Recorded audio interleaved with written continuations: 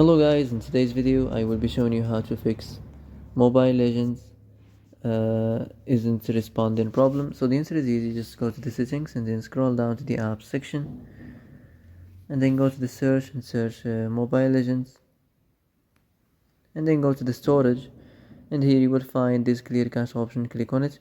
Now you can go check it if it worked, and if it didn't you can try to restart your phone or turn the Wi-Fi off and on, or the Bluetooth or the airplane mode.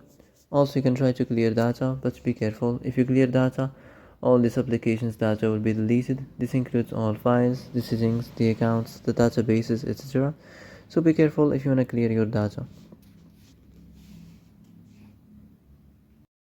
And that's it for today's video. I hope this is the answer you've been looking for.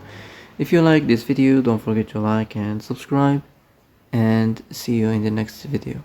Thanks for watching.